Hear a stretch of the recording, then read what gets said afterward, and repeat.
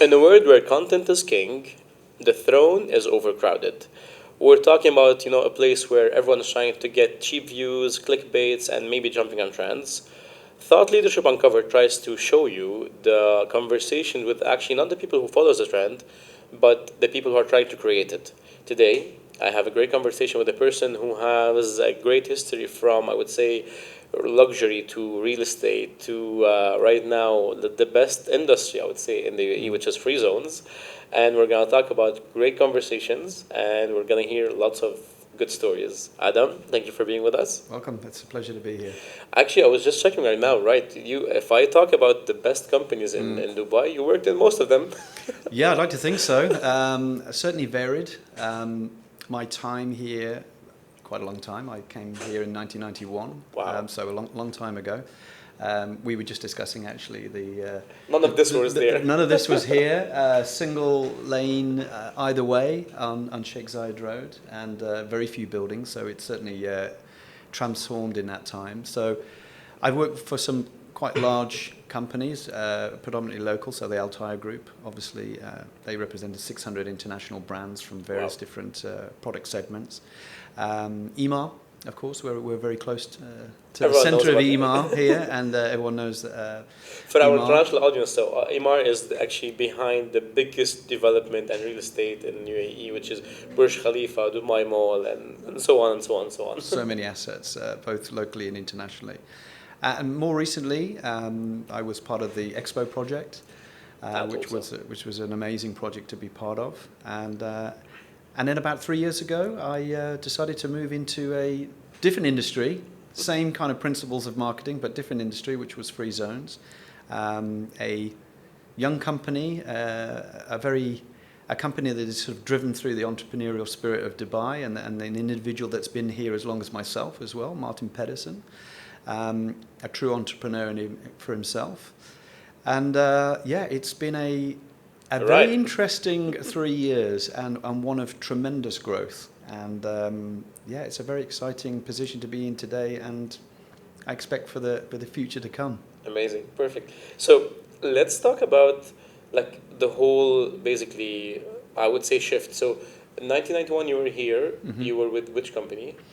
91 I came here. It was the advent actually of Emirates Airlines and all their sort of ancillary and services that they were developing at the time. So if you can manage Emirates Holidays, mm-hmm. and of course the chauffeur drive service. So I actually worked for a company. My first role here as a kind of a 19-year-old was to work for Budget Rent-A-Car. Wow. And I was part of the team that was developing the Emirates chauffeur drive and Emirates Holidays program. So mainly within transport and logistics and that sort of thing. But that was very interesting because it was the birth of Emirates around that time, and it was great to be part of that. So I moved from there, and then I was working within predominantly the sort of exhibitions, conferences industry. That was very prevalent at that time and still remains so now. So I worked for IIR at the time. It's called the Turret Group now. And I worked for them for a number of years, and I moved to the Altair Group for quite a few years there. I was their group head of events and sponsorships. In those days, there wasn't too much of a digital presence around the world, and especially locally. So a lot of the activations that were done were very face to face. Something that we kind of sometimes forget a little bit these days. And I worked there for 7 years, and then I moved. I managed my own business in line with that as well. I had a number of my own retail stores and businesses in the UAE. Nice. A very strange kind of diversion from what I do today. That was very interesting. It's great. Is it still there? Or? I think they're not still here. One of them is, and it's within an industry, the bridal industry, which a lot of people wouldn't have kind of put me into. But I think that's where my entrepreneurial spirit kind of comes out a little bit sometimes. Is I saw a gap in the market. I was getting married at the time, so that was the catalyst to setting up in that area, and that's a business that still runs today. I had it for 20 years. You sold it, or? I sold it, and it was a very interesting business to be in, quite a nice profitable business to be in. Not very large, small, two stores, one here, one in Abu Dhabi, but I learnt a lot from that. Wow. On the ground experience, things that you learn that you don't learn necessarily in a classroom or at university, but actually on the ground. And sometimes simplistic things that actually make a significant difference to your business model or to your profitability or longevity of your business. Sometimes it's actually the simple decisions that are the best. Correct. Because, that's very interesting because more or less what I'm realizing from my conversations with either CMOs or all the C-suites that are influential in businesses globally, not even only in UAE, it's actually across all the world, they all have a certain common point, which is they have something on the side. If you're even a C-suite, you do feel that you need to have an entrepreneurial spirit because Yeah. if you're a CEO or CMO or if you're leading, you're driving. You're not just waiting on a task or not waiting on a trend. You wanna be the next conversation. You wanna be Yeah. the next big thing. One interesting thing, I was talking to one of the main CEOs also in the US, and he was telling me like, Mark, the biggest concern every single CEO of a big company has is that they don't want to have the next Netflix documentary about their failure. Wow. Because Okay. think about, you go on Netflix Yeah. and you see multiple stuff that happen in different companies. We're not gonna name them, but obviously they're there. So Unless they're a backer, of course, behind that documentary and they want a short exit strategy to be able to exactly. pay off maybe some debts. 100%. But I would say like also being on this side of the world, and it's magical. The way we see the country booming, and the country is always on the uprise. Especially even like why this is an interesting conversation with you, because you work with real estate, which is a major player in this industry in this country. Also in free zone, and we were discussing before we started recording that I've never heard or seen this concept anywhere else in the world. So you want to start with the real estate part or the free zone Well, part? sometimes they're hand in hand, of course. I mean, obviously, my time at Emaar cut across multiple Was it which years? industry sectors. So this was 2017 to 2022. Wow. You So witnessed COVID. I was there during COVID. Wow. So obviously a very challenging time for a lot of people. I, at that moment in time, was working within the Moles Group. And you can imagine you've got the largest mall in the world, plus 42 other assets that you're managing from a marketing perspective. What do you do during COVID when you have to close down the largest visited mall in the world at 82 Exactly. million visitors a year? How do you transform that space? How do you survive? How do you survive? And there was a lot of discussion before the decision to close for COVID, where there wasn't anybody moving around in the public space. We were already discussing ways in which we could optimize that space, and how would we do it, and how could we promote it? What would be the message? First of all, there was the messages of what we had to get out from the government. I mean, we always lead back from the government and what their core messages are during that time of COVID, because we didn't want to perpetuate the spreading of COVID amongst the population. And the government did an amazing job, of course. I mean, closed down very, very quickly, implemented some digital tools with the apps allowing you to go and shop, reduce the number of interactions. I mean, this is something that you just don't hear about anywhere else in the world. Exactly. These are the sorts of tools on a localized level. They simply just cannot be agile enough to be able to put that into the public sphere straight away, and they did that. So, and I think that's testament to Dubai and the UAE. It just continuously does that. So I was there during that time period, and it was a very interesting time. Of course, Dubai was attracting significant numbers of tourists, which adds to growth. People come here, they visit for a week, they love the environment, they love the safety, also love the weather, they want to stay. And then they come back, and then they set up businesses, they bring their families, they bring their wealth, and then they make a life for themselves, a little bit like myself. So that it's always been intertwined, quite frankly. Everything that I've done in my career here has always been quite intertwined. There's always been some sort of connection between one job and the next. So yeah, so far it's been a great career of being here. But let's say, Adam, when you want to talk about, let's say talk maybe pre-COVID and after COVID. If you're marketing, for Emaar and for Mall specifically, like what would you do for Dubai Mall? It's Dubai Mall. Everyone Yeah. knows it. Everyone, it's on everyone's like conversations. The fountain is probably even better than anything else we've seen in the world. What would you do for that? Yeah, I mean, what a great brand to be able to look after. You already have that brand equity that has been built. So you actually look at differentiation. So there's competition. There's competition around the world. There's competition locally here within the UAE. You look at someone like Mall of Emirates. You look at even into Abu Dhabi with Galleria Mall and things like that. At the end of the day, it's a leisure destination. It's a lifestyle destination. It's more than just a mall. And that's where you try and position that asset. You position it not just as a facility to shop in, but to dine, to be entertained, to experience. And that's where you are constantly pushing the boundaries. So, of course, the shopping experience is really important there, but how do you elevate that shopping experience to make it the best in the world? Maybe you have, as an example, the expansion such as Fashion Avenue. You make that almost like a 5/6-star hotel. Exactly. You go into that area and it's beautiful. It's constructed and designed in a way like a luxurious hotel. You have doormen. You have fresh flowers every single day. The facilities are second to none, as good as you would get anywhere in the world in a hotel, in a 5-star hotel. Even better, actually. Yeah. Because I'm telling you one better, thing. yeah. Because I've traveled. I've had the luxury to travel to witness multiple cities and multiple hotels. I keep telling to my wife, like, there's nowhere in the world to compare to UAE and Dubai. It's something else. It's a different planet. But going back on this point, I agree with you because overall, I've been here for 12 years, and every single mall has for me a different type of use, I would say. Yeah. But the beauty of Dubai Mall is if you have a visitor from abroad, you definitely will bring them in.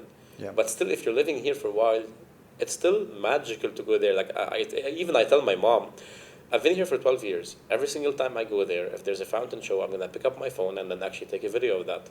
That's it. Nothing changes. Yeah. Year 1 or year 12, same thing. And that's the thing. It's, you can have an asset such as Dubai Mall, and you can have an asset such as Burj Khalifa.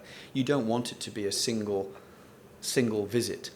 I mean, marketing's job is to kind of constantly create that kind of loyalty effect of, why should you come back down to this place? What is it that is on offer this week? So whilst the brand equity is there and it's well known around the world, that takes time obviously to build.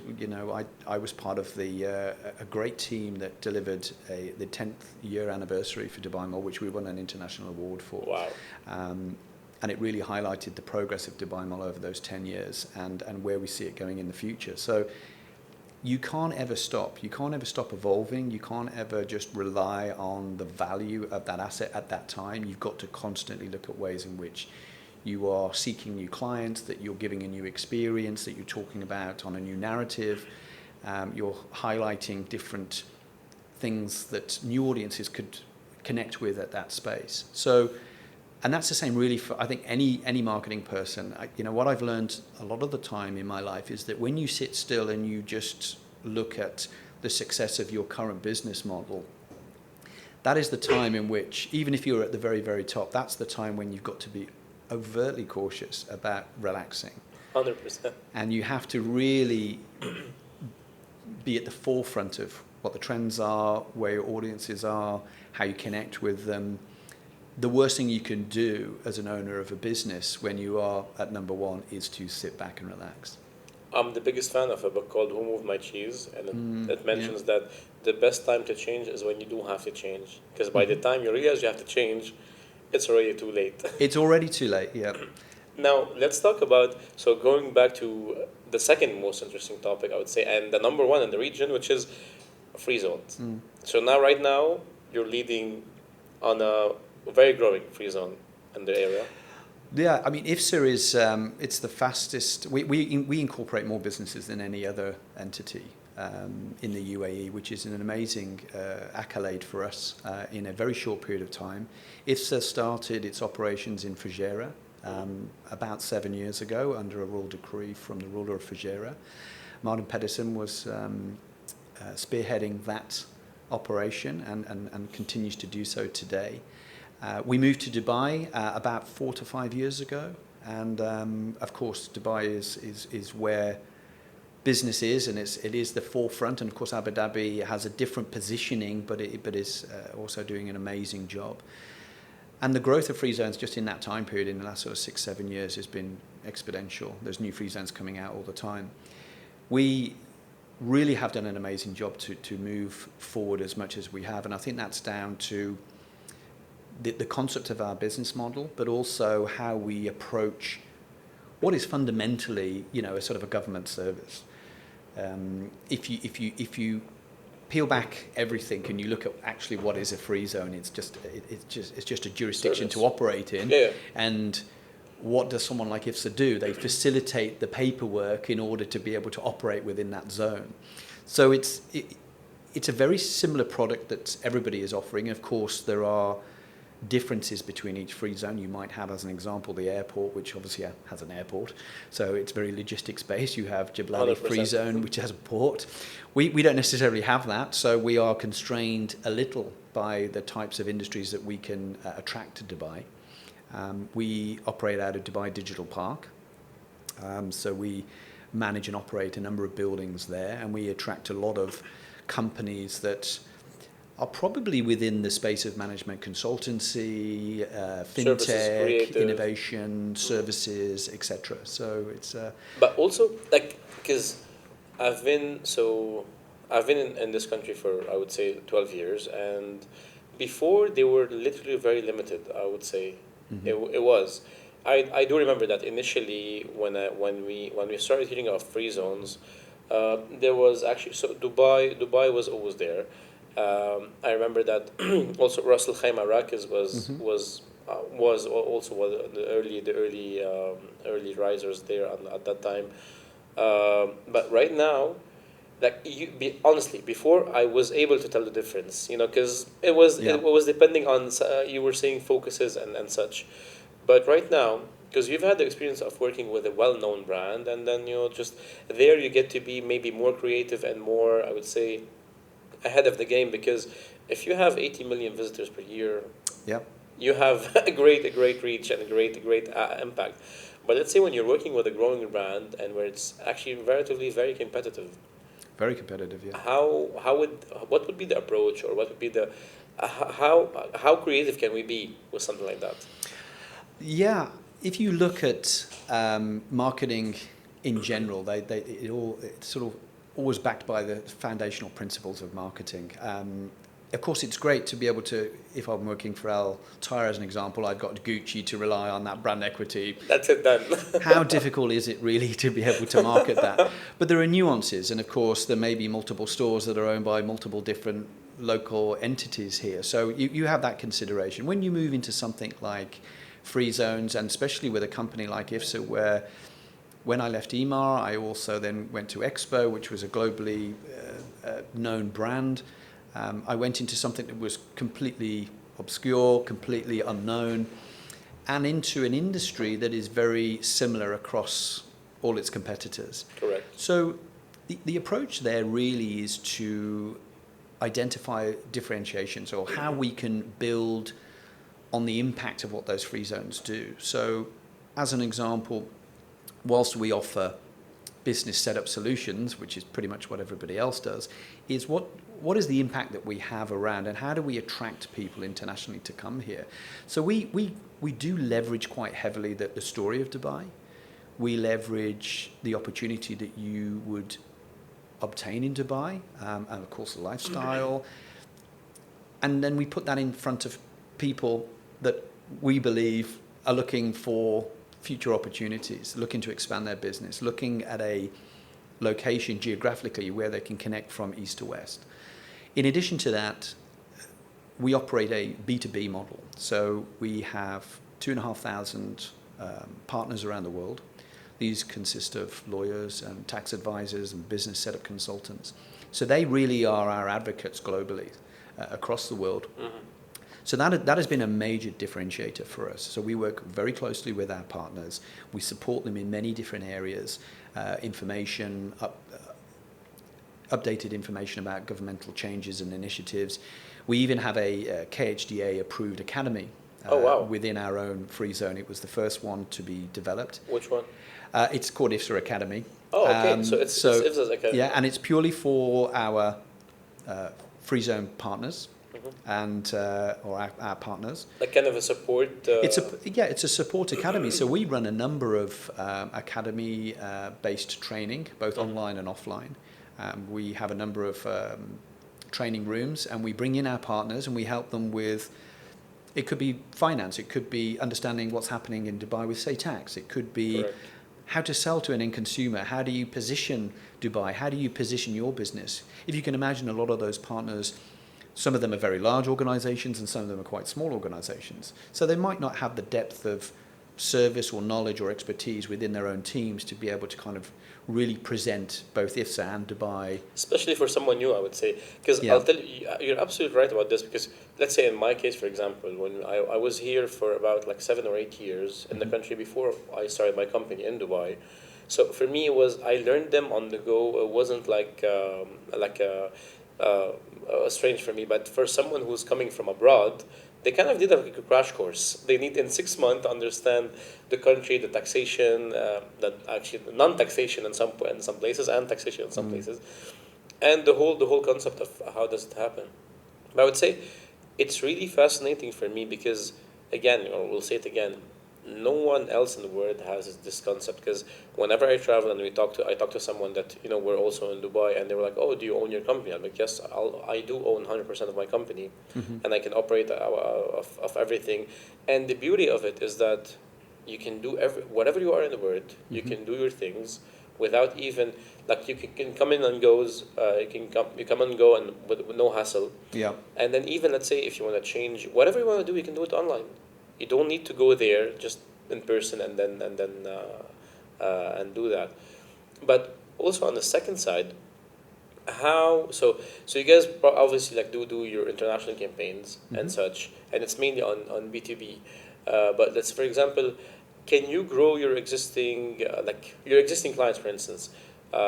I would assume as their business grow, they're gonna have different needs. Probably they're gonna they need bigger facilities.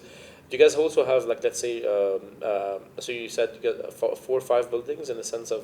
Well, we have far more than 4 or 5 buildings. I mean, that again is our kind of positioning of IFSA. We're not simply that kind of administrative arm to incorporate your business. It's far more than that. We look to nurture businesses. We support them, say, with tax consultancy. We have services. Even down to office space services. We have an in-house design team that can support you with designing your office, nice. IT support. Oh, wow. So it is a full suite of services. And then, of course, there's the marketing team that can support. In addition to that, as I said, the academy. So we're really trying to nurture businesses because our model is based on companies being successful here. 100%. Our model is based on being able to nurture those businesses, have them intertwined and interconnected into Dubai society and beyond that, because they're coming here to really use Dubai as a springboard, not only just for the UAE, but also beyond that as well.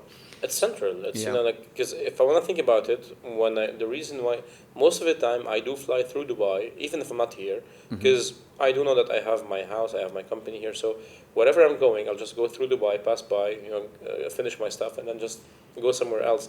You have the aviation, you have the infrastructure, you have the ease, you have like nowhere else in the world you can find that this level of service is. You cannot find it anywhere else in the world. And you add into that government deregulation. Exactly. You add into that opportunity and incentives and the culture within the UAE, and it's a very, very attractive proposition for companies and innovators. When you look across Europe at the moment, in particular, there's a lot of stagnation in Europe economies.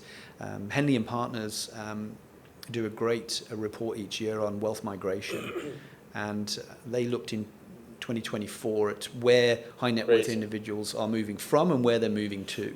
And a lot of them are moving out of obviously places like China, because it is a very large population. There's lots of millionaires, so you would expect them to be towards the top. But the number two, which was very, very surprising, was the UK. Oh, wow. The highest number of high net worth individuals leaving the UK. It was the highest in 2024 on record. And if you look at the locations of where they're going, you would expect them to be going, of course, to places like the US, because economy and the size of the population, etc. But actually, the number one was the UAE. I mean, the UAE is outranking countries like the US when it comes to movement of wealth. And of course, that wealth brings with it, it brings innovation, it brings, of course, money, but it also brings IP, it brings a kind of an entrepreneurial spirit to Dubai. A lot of companies are saying, look, we don't see any growth opportunities in Europe. We want to move our operations potentially to Dubai, because we can connect to different markets. We can connect to China, we can connect to Southeast Asia, Sub-Saharan Africa. And these are all the areas that actually, according to the World Economic, The next big thing. are the areas of growth. Exactly. It's not in Europe at the moment. The Eurozone is in quite a difficult position. Germany is struggling with its elections. The UK has a new government into place. France is struggling. These are large economies in Europe, and they are all in a little bit of disarray at the moment. They're not attracting huge amounts of investment. I'm sure it'll all sort of Exactly, it will work out. As it always does. But at the moment, I think Dubai really is a very attractive place. Because even, I'll tell you also from experience, talking about real estate market, the most stable, convenient, organized real estate business, whether for investment or for personal, is here. I can be traveling and then get an email that I need to pay my service fees. Yeah. Two clicks, I'll pay them online, and that's it, done. Anyone who has a property, let's say, and he's traveling, you can have an agent here who's trustworthy, and then he can do all your stuff, get you your stuff sorted. It's like with less risk, and the return is still remarkable compared. Like in France, you'll get like 3%, I would say. Yeah. Here, you can easily get 7% revenue on return on your investment, which it doesn't happen. So, go on. No, I was going to say, yeah. I mean, I've gone through many cycles here, global cycles and local cycles. You have the financial crises, of which there's been sort of two and a half since my time here. Of course, COVID, those kind of black swan events. I think what Dubai does, or what the UAE does exceptionally well, is they rebound very, very quickly. Right. Of course, there is always talk about overheating. I mean, I think at the moment there's a lot of chatter around overheating of, say, the real estate market. There are a lot of units coming on in the UAE market, but they're being sold very, very quickly. How much of those are institutional investors, and how are they turning those back into end users? That's obviously a question that a lot of real estate companies would be able to answer. But I think it's the influx of people. We see it ourselves in IFSA, the number of companies that we are incorporating. It's just at record highs, and it just month by month it is. And it's the same across all free zones in the UAE. That's what I was, yeah. So it is not whilst of course we do an amazing job, it is also tantamount to what is happening in Dubai. And as I keep on saying, the proposition in Dubai is just very, very attractive. And real estate is a real benefit of that, or beneficiary of that. And I think that's going to just continue. I mean, we're looking at 2026, where most units that have been sold off plan will be coming online. So it'll be an interesting time then in 2026. When I look at the expansion of some of the areas that back in 1991 didn't even have roads. It didn't even exist. Now they've got thousands of villas being built on them. I'll tell you one thing. So when I first moved to UAE, I lived in Abu Dhabi for 3 years. That was 2012 to 2014, 15 nearly. I lived in Reem Island. It was literally, there was only one project, which was Marina Square, and then the rest was empty. Now you go there, it's beautiful, it's amazing. Yeah. Then moved to Dubai. Back then, the real estate was really like booming, so rents were very expensive. So I lived in JVC, it was very convenient. Last week I was there, there's no more like it used to be. There's no more sand. It's gone. That's it. Yeah. There's like two malls in one area. Yeah. Even yesterday, I was making fun with my friends. I was in Dubai Hills Mall, and they were like, "Okay, we're in Starbucks." So I'm walking around, and I went to the first Starbucks, couldn't find them. Went to the second, couldn't find them. Went to the third. That's Three Starbucks in one, in even one mall. yeah.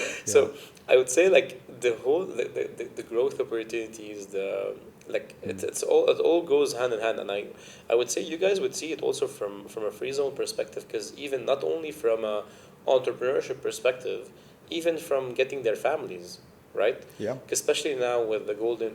You're right about one thing which is very important. I think every country has some things that they have to deal with, but the beauty and the blessing of this country is that the pace and the speed that they solve the problems is really amazing. I was watching a few bits about the World Government Summit, and I Mm-hmm. think also the ex Prime Minister of UK was talking about.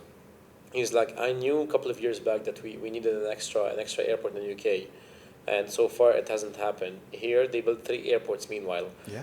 So I think that's the whole thing. And even going back on the point of the growth, at some point maybe like being here wasn't like visas were not as Mm. accessible to everyone if you don't have a job. And then when they created the concept of golden visas and silver Mm. visas and like investor visas, I believe that there's always a solution, and then you just need to like the pace is really good, and you just need to keep up with it. Yeah, the pace is there and it's here, and a lot of it is common sense. I think, I don't want to sort of talk down too much about Western societies because I myself come from the UK. So, Exactly. but I think there are a lot of lessons that could be learned from this part of the world, and especially from the UAE. Governments they're finding themselves in just a complete mess. They've got institutions, they've got policies, they've got regulation, which at the time when it was created was perfect, It made sense back then. but it hasn't evolved. And because it hasn't evolved and they're trying to sort of tack on things to that, it's becoming this behemoth that actually just doesn't work. It's almost to a point where sometimes you need to sort of break it back down to zero and start again. And the UAE is able to do that. I know obviously there are other countries with larger populations, and the UAE is able to really navigate these things very, very well, because you have democracies and then you have leadership that is here. But I think if you look at somewhere like the UK and you look at the UAE, there are so many things that work amazingly well here from a governmental Correct. perspective. I'll tell you why also I can relate with that, because you're right. I think for entrepreneurs, as long as they're achieving their goals, it doesn't matter what's the style, the leadership style of the country, or what's the constitutional part of the country. As long as if my business is successful, I'm good. Yeah. I'm happy. And I think it goes back to one point which is really amazing and influential in this country, is leadership and thought leadership. Absolutely. That's what I keep saying. If you have a person with a vision, if you have a country with a vision, with its leaders, this is where you can achieve. And even, which is I always use the same example, like when you go over LinkedIn and you see the leaders of this country, how active they are on LinkedIn. Yeah. They do know that this is the way. If you wanna move people, you have to be influential, and to be like. Also, one of my mentors was mentioning that to me previously. When right now, if you're standing in front of a crowd and you dance, they're gonna think you're crazy. If 10 other people start dancing, it becomes a movement. Yeah. so Yeah. so that's the thing, like just trying to get making. I guess leaders in this country, they managed how to make people, like, first of all, their nationals, they look up to them. They believe that they want their best of their interest in this country.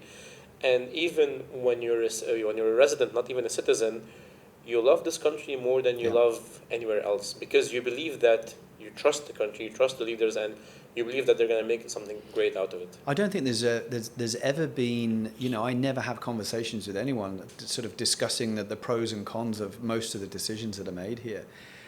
I mean, I follow UK politics quite a lot, and US politics, and I follow politics all around the world, and there are just sometimes you just wonder, how are they getting to these situations? How are they making these decisions? It's meant to be the will of the people. I think Dubai really looks at that, the will of the people. I think the leadership, that is their primary focus. It's how can we make our country the most amazing place in the world.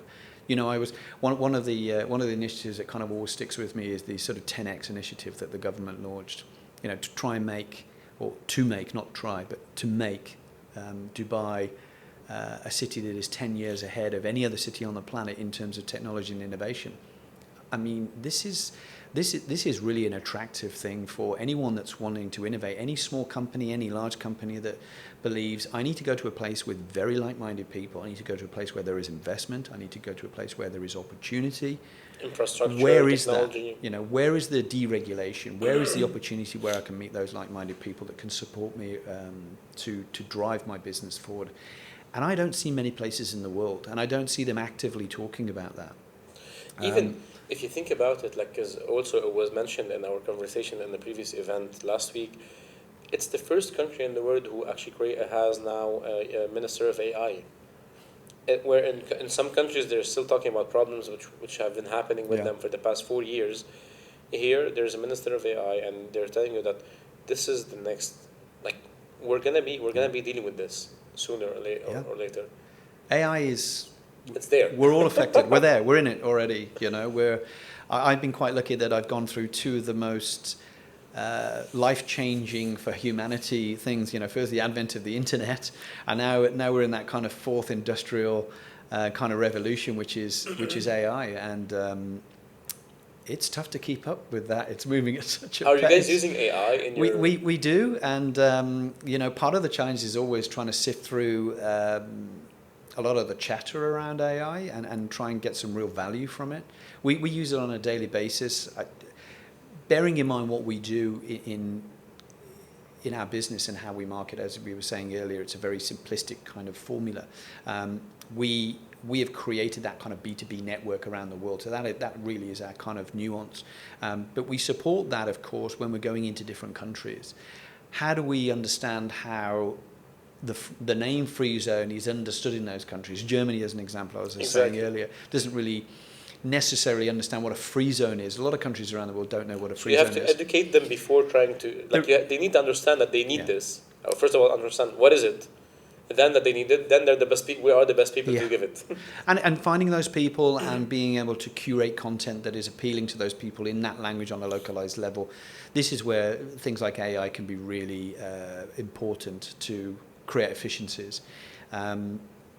In addition to that, it's, of course, how do people interact with your brand? How do they interact with your touch points? AI is a great way of deriving data from that and data analytics. I'm a great believer in data analytics. I think it is the cornerstone of marketing at the moment. Of course, there is the narrative of storytelling. There's the narrative of the visual entity and things like that. I know sometimes my boss looks at me and says, oh, you know, you used to work for Gucci, you used to work for Ferrari, you used to work for Emaar, attracting 1 million people. Why? You know, we need to bring some real lifestyle to our marketing efforts. And I always kind of go to the end result of what we do and sort of say, well, I can do that if you like, but it's not going to really resonate with who we're trying to attract here. And if you look at the numbers that we have, I mean, this is something that me and the team are exceptionally proud of. We're kind of a quiet force within the business, and if you look at some of the results, they're astronomical, far better than I ever got anywhere else. Wow. And I think that's tantamount because, again, whilst we ourselves maybe don't have that brand recognition today, we will have, of course, in the future, unlike a sort of a Gucci, but what we are able to do is to tap into the impact of what we do and what we can provide people, and they can actually start to position themselves in a place like Dubai and say, wow, okay, if I want to take my new fintech app, this is the place I need to go. And 100%. We're tapping into those stories. We're tapping into the mindsets of people across the world, and we're talking to them on a localized level, both through partnerships that we do. We deal on quite a personal one-by-one basis as well, but also through our communications. And that, most of that is driven by data, and it does yield amazing results. Because I'll tell you one thing, and correct me if I'm wrong, Adam. For you guys, basically the brand is Dubai, and you guys are the enabler of this goal. Difference which is different than, let's say, when you're selling Emaar or Ferraris or Gucci's or luxury. People, they want the product itself. Here, the product is the country or the city, and you guys are the enabler. So you're here. You are helping them become the hero. So there's two heroes, I would say, Dubai and your potential audience, and then Yeah. in between there's you guys. We are the solver of that kind of institutional void. Exactly. We're bringing those two components together and providing a solution for. Because I'll tell you from my organizations. perspective, let's say when I wanna pick a free zone, like I wouldn't want to be luxury. I want them to get the job done and make it in the simplest way possible. Because even the good thing about you guys is that when someone walks in, you're gonna stay with this free zone for a while. You're not just Yeah. gonna go and change a free zone. But so you guys moved from Sharjah to Fujairah to Fujairah, Dubai. sorry, to Dubai. Do you guys still operate in both? In both We of still them, operate or? both, yes. Oh, okay. We still operate both. I mean, obviously, the vast majority of our business is in Dubai. But let's say when you're registered in Dubai, do you get to operate there as well, or is it two separate free zones? How? It's two separate free zones. Okay. We come under the guise of Dubai Silicon Oasis, so that's where we're based, and that's where we operate from. We incorporate all of our business within Dubai, and you're absolutely right. There is Dubai as kind of a tool that we use as a narrative, as a story. We kind of work hand in hand with that, and that is a really powerful thing. And you guys have the best. You guys have the best tool. Yeah. which is the city Why of not? wonders. Yeah. I mean, it is. You do have to go beyond that. You Of do have to course. go beyond the simplicity of just the sort of administrative service that we offer. And as you were saying earlier, it's very important that we nurture these companies that come in. We need to be able to connect them, because as you were saying, that you come into a country like Dubai or anywhere else, if you're moving from one country to another, you don't really understand potentially the laws of the land. You don't understand how business is even conducted sometimes. You don't understand the terminology that people are using sometimes. How do you connect into a Chinese audience if you're based in the UK and all of a sudden you're setting up in Dubai? And we're providing that connection, we're providing that environment that people can really grow their business and provide those connections. We work a lot with trade associations, we work a lot with business groups around the world, both here and of course in home countries. So this is the kind of the network, this is the kind of the ecosystem that we are providing to our clients. It's simply not just, oh, here's your trade license. Because if we did that, it would be very, very transactional. So that's where we position ourselves, and I think that's been amazingly successful for us, in addition to the business model. And are you guys also, let's say, supply, like helping with golden visas and such? I mean, visas, we obviously support all of our companies. Golden visas is something that people can apply for individually. It has obviously a number of benefits. Our kind of core focus is really on the actual business itself, it's sustainability of that business and the growth of that business. Correct. So that's where a lot of our ancillary services and new services that are coming on board will help support. Because as I said, the longevity of that business is the longevity of our business. Exactly. Yeah. No, I think actually it's perfect. It's right on point. I'm just trying to. What do you think is the next trend? I would say for you guys as in terms of industry as free zones. Well, our chairman had a very bold vision for the business globally. Obviously, we operate here, but we also want to operate seamlessly across multiple jurisdictions worldwide. We want a sort of an interconnected network. So if you can imagine that we use the success that we have here as a blueprint for positioning IFSA around the globe, if you're in the UK and you can seamlessly put together your business in maybe 10 or 15 different countries seamlessly without working within the framework of what IFSA has, that kind of free zone framework, that's another really powerful thing. So that's kind of the vision of IFSA. The vision is to be able to seamlessly promote and incorporate your business across borders very simply and be supported across those borders. I think that'll be amazing because this is literally the pain point of every single entrepreneur, and I'll tell them right away, like, tell me, get me business in any country, and I'll operate in that country. Yeah. But will I have the same support that I have here? I doubt, because again, here it's like companies like you guys are making everything easier. I'll tell you a simple example. In Lebanon, If you want to register a company, you need a lawyer, you need X, you need Y, you need to pay. Like probably you'll end up paying The cost is three times enormous. Yeah. more time, and then physical work. Whereas in Dubai, you can literally simply in UAE, you can simply do it online, Yeah. and you get all the even by the way real estate transactions at the, like you only need to come in one day for like a signature, and then that's it, you're done. So ease, people want ease, and that's why that's the magic Yeah. of this A- side. And if you think about the idea of that sort of global network, what does that mean? There are people transaction Correct. in that network. There are people moving within that network. They're selling goods and services within that network. You are building an ability for a single entrepreneur, a single person entrepreneur to be able to scale their business globally, almost instantly. Again, really, really a very interesting proposition and exciting proposition for people. Perfect.